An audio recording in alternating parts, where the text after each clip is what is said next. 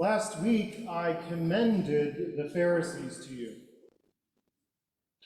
even suggesting that John Wesley might have been considered somewhat similar to them in his early years.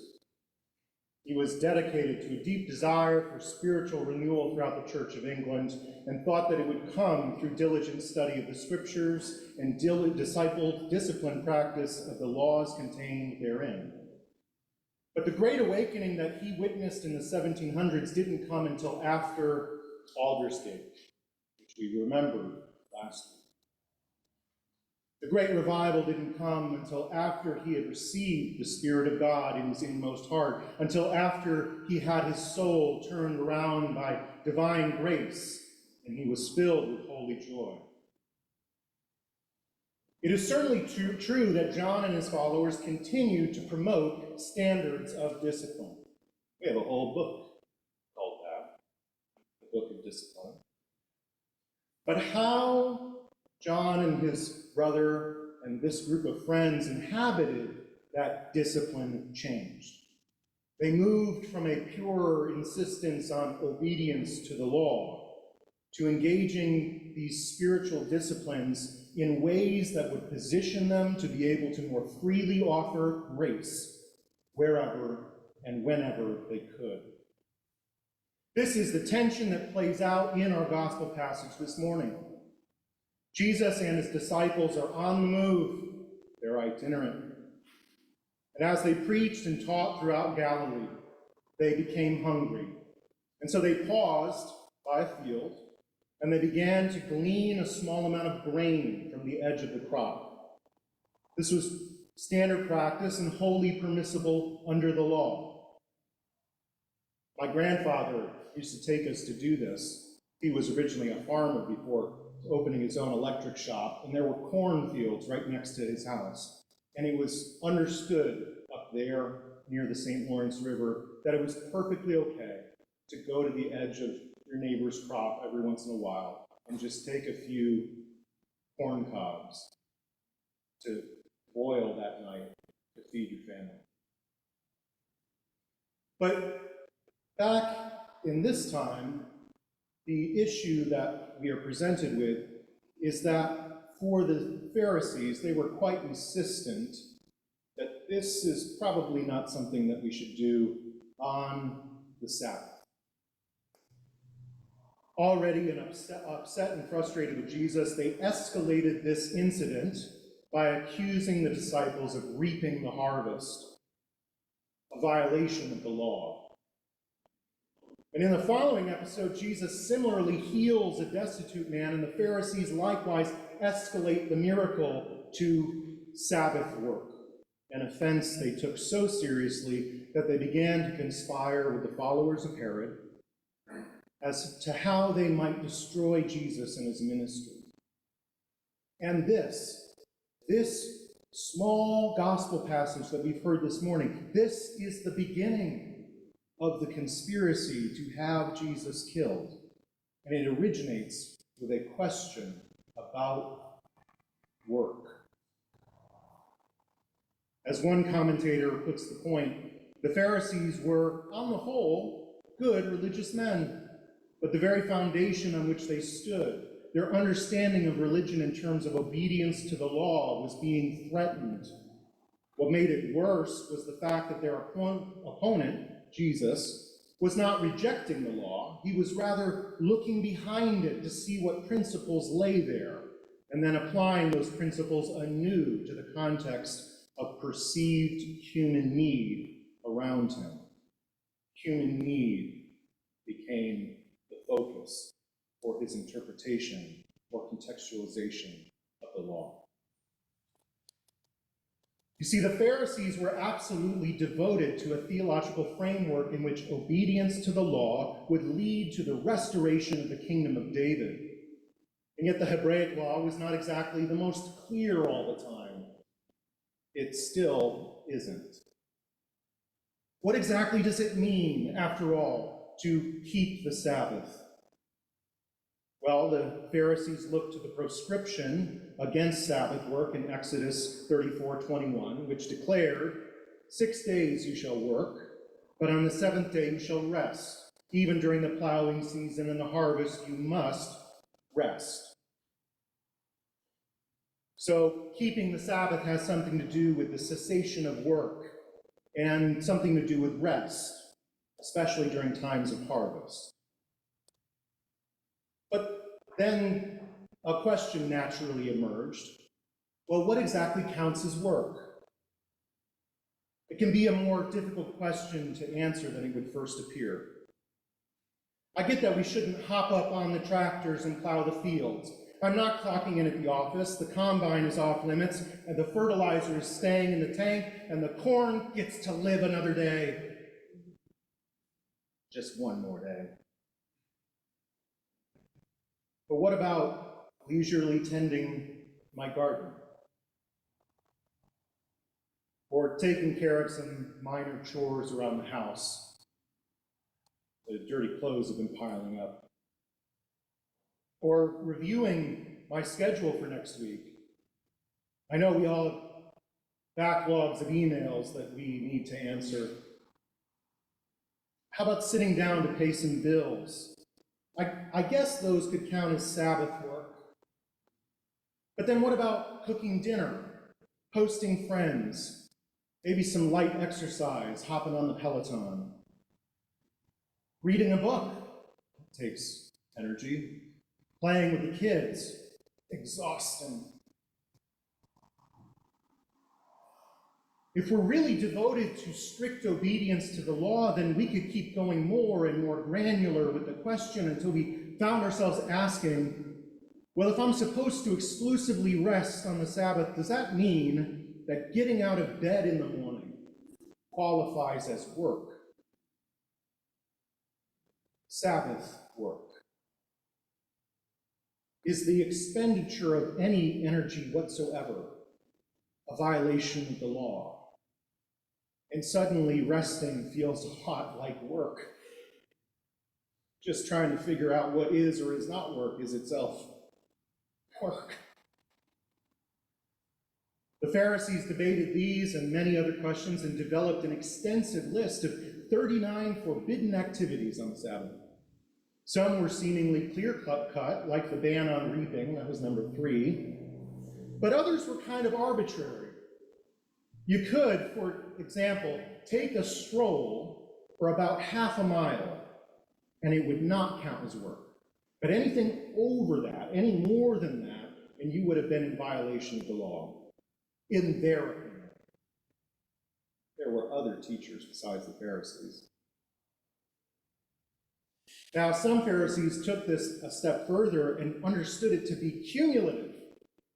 And so they counted their steps throughout the day so as to make sure they didn't unintentionally break the law, not just on one trip, but just puttering around the house.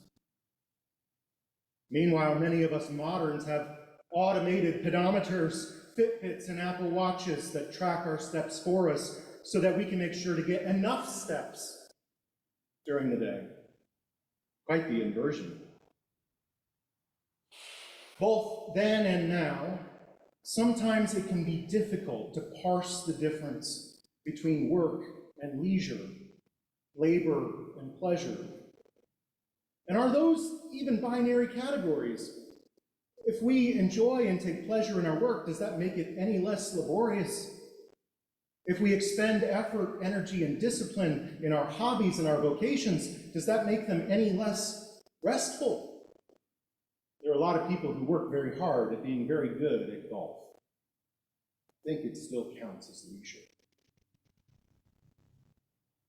Now, perhaps such philosophical rumination seems absurd, useless, or remote. What does this have to do with us today? And yet, these are questions that our whole society is again wrestling with right now. What exactly is work? Where does it take place and when? With the pandemic shift to remote work and a resulting boom in enabling technologies that have made it possible to be as or even more productive working from home than from an office, how do we track billable hours versus personal or recreational time? when everything now overlaps and flows back and forth between the two, sometimes indiscernibly. It's an entirely new phenomenon, and yet the questions these changes prompt are not new at all. The deep questions they ask are not new. What is work? What is rest? When you can change over the laundry in between Zoom calls and answered emails. According to a study out of the Stanford Institute for Economic Policy Research, 42% of U.S. workers are now working from home full-time, accounting for more than 2/3 of economic activity.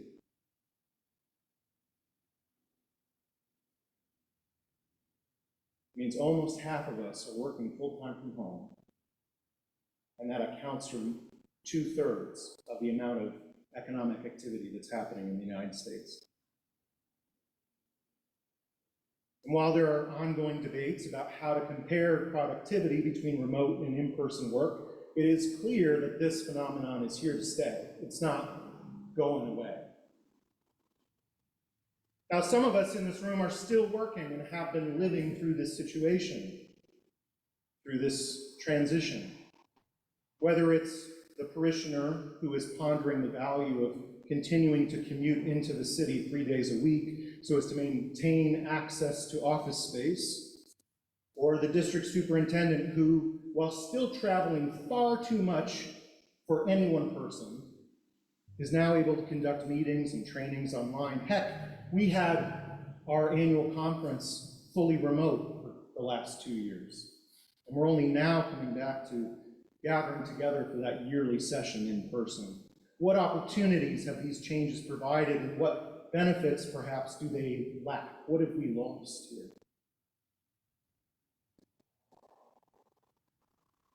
But after taking you on that ride, I have to tell you, I can't answer that question. We're still in transition. But moreover, the whole crux of this gospel passage that we've heard from this morning is to say, you're asking the wrong question in the first place. In his response to the Pharisees, Jesus dismisses the entire theological and economic structure that they built their hope on.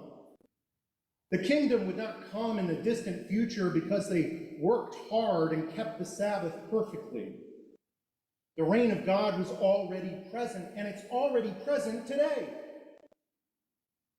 And this is the striking claim that permeates Mark's whole gospel and drives home the point so powerfully here in the second chapter. The Sabbath was made for humanity, not humanity for the Sabbath.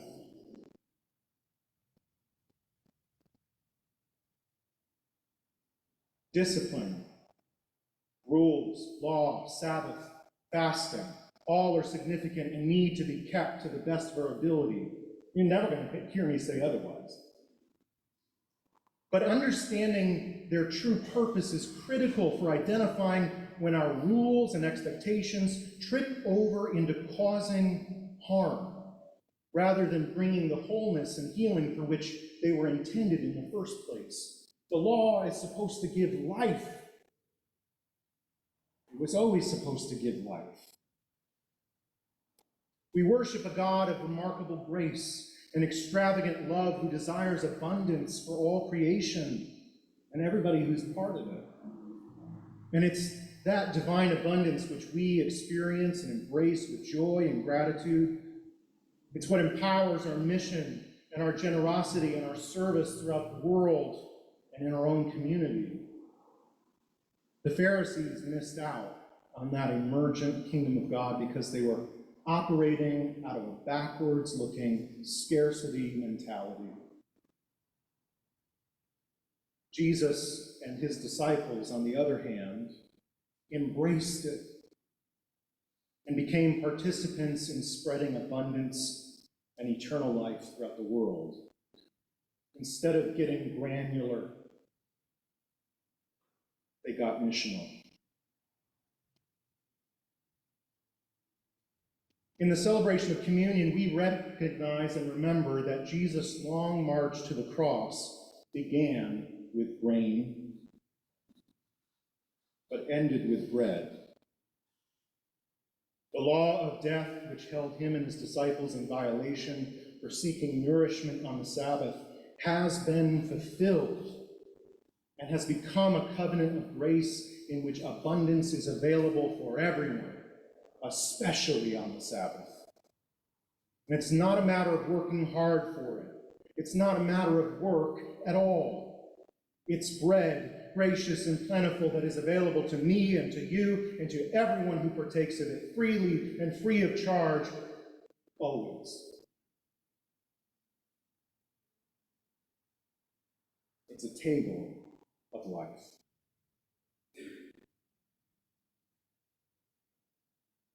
In the United Methodist Church, we worship at an open table. That means you do not need to be a member of this church or any church to participate in this sacrament. We simply ask that if you choose to come forward, that you would do so in a spirit of expectation, knowing that God has promised to meet us here, and that holy and divine abundance that we don't have to work for just might be present,